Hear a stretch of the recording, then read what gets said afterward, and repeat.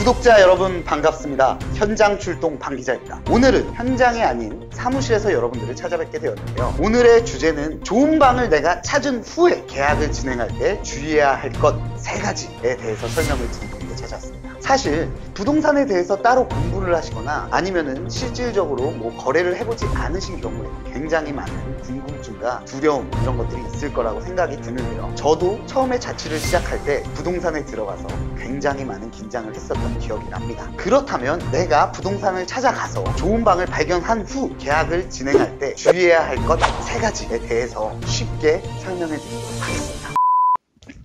첫 번째, 소유자와 예금주를 확인하라. 계약서에 보시면 하단에 임대인란이 존재를 하는데요. 그 임대인란의 인물과 등기사항 전부증명서상 갑구에 있는 인물이 동일 인물인가에 대해서 확인을 하시면 되겠습니다. 그리고 한 가지 더, 월세와 보증금을 입금하는 계좌의 예금주도 꼭 확인을 하셔야 합니다. 종종 상황을 보면 예금주와 임대인의 명의가 다른 경우가 있는데요. 주먹구구로 대충 상황을 이해하시고 입금을 하시는 분들이 있는데, 이런 경우에는 최악의 상황에 보호를 받지 못하는 상황이 초래가 되므로 계약을 절대 안 하시는 것을 추천드립니다. 두 번째, 특약사항입니다. 계약서에는 항상 특약사항이라는 것이 들어가게 되는데요. 특약사항은 대부분 어떤 것들이 들어가 있는지 지금 같이 한번 보시죠. 자, 이것은 일반적인 계약서인데요. 계약서의 대략적인 내용을 훑어보고 특약사항으로 넘어가 보도록 하겠습니다. 먼저 소재지, 토지, 면적, 건물의 구조와 용도, 면적, 임대할 부분 등을 살펴보시고요. 보증금, 계약금, 잔금, 월 차임, 매월 1일 선불, 24개월, 2년 계약. 자, 요것들을 보셨으면 자, 이제 저희가 중요하게 봐야 할 특약사항입니다.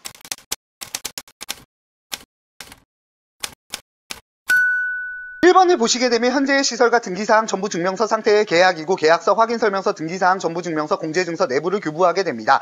2번은 계약기간을 다 지키지 못하고 계약기간 이전에 이사직 퇴실하게 될 때에는 다음 세입자가 입주하는 날까지 월세와 관리비 그리고 집주인이 부담해야 될 중개수수료를 본 계약을 지키지 못한 임차인이 부담하고 나간다는 얘기입니다. 3번 계약 만기일 최소 한 달 전에는 말씀을 해주셔야 하는데 묵시적 연장 계약이라 해서 미통보 시에는 기존 계약 조건과 동일하게 재연장이 됩니다. 4번 애완동물의 사육을 금지, 실내 흡연 금지, 모치 금지, 위반 시 변상한다는 내용입니다. 5번 일반적인 관리비와 포함 및 비포함 항목이 적혀져 있습니다. 그리고 계약자인 임차인 이외에 제3자가 같이 동거할 시에는 1인 추가 관리비라 하여 다달이 추가적으로 받는 경우도 있고요. 퇴실 청소비는 퇴실하실 때 부담하고 나가시면 되는 금액입니다. 6번 옵션에 포함된 사항과 이를 고의나 가실로 인해 훼손하게 되면 원상복구하셔야 한다는 내용이고요. 7번 특약사항에 다 적지 못한 임대인과 임차인이 협의하지 못한 내용은 기존 판례나 관례 민법에 준하겠단 말입니다. 8번 앞서 말씀드렸던 소유자와 예금주를 확인하실 때 이 8번이 중요하겠죠? 위 내용들이 분쟁의 소지가 좀 많은 부분이다 보니 보다 꼼꼼히 보셔야 하겠습니다.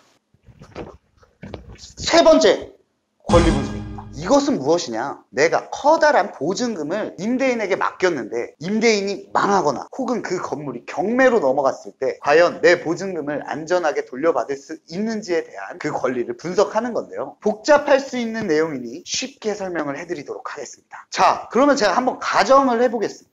집주인이 망했어요. 그래서 그 건물이 경매로 넘어갔어요. 그러면 누가 그 건물을 낙찰받았어요. 그러면 채권자들이 그 돈을 나눠 가지게 되겠죠. 근데 그 채권자 중에는 세입자도 포함이 되는 겁니다. 그러면 그 세입자는 돈을 몇 번째로 받아가는지, 첫 번째인지 두 번째인지 세 번째인지 네 번째인지 우선인지 최우선인지 그것을 알아봐야 하는 건데요. 그 다음 내용은 화면을 통해서 한번 알아보시죠. 뾰로롱. 먼저 등기사항 전부증명서를 살펴보시면 을구의 근저당권 설정일자를 체크하셔야 하겠습니다. 두 번째로 주택임대차 보호법 표를 보시게 되면 제일 왼쪽에 저당권 설정일자를 확인하셔야 하는데요. 저희가 보고 있는 등기사항 전부증명서상 건물에 해당 부분은 이 부분이 되겠습니다. 대상지역은 서울이므로 소액보증금 적용 범위는 1억, 최우선 변제보증금은 최대 3,400만원까지 나오게 됩니다. 세 번째로 경매 배당 순서를 보셔야 하겠습니다. 경매에 배당받는 순위가 0번부터 9번까지 있는데요. 이 중에서 중요하게 보셔야 할 부분은 1번과 4번이 되겠습니다. 저희가 예시로 보고 있는 건물을 예로 보게 되면 3,400만원 이하의 보증금의 세입자들은 최우선 변제인 1번에 해당되겠고요. 1억을 초과한 세입자들은 우선 변제인 4번에 해당되겠습니다. 또한 3,400만원 초과 1억 원 이하인 보증금인 임차인분들은 보증금과 최우선 변제금 차액이 우선 변제로 되겠습니다. 예를 들어 5천만원의 임차인이라면 3,400만원은 1번 최우선, 나머지 1,600만원은 4번 우선 변제에 해당되겠습니다. 위 내용의 보장을 받으시려면 4가지의 조건을 충족하셔야 하는데요. 그것이 무엇이냐? 하나, 전입신고. 둘, 확정일자. 셋, 점유.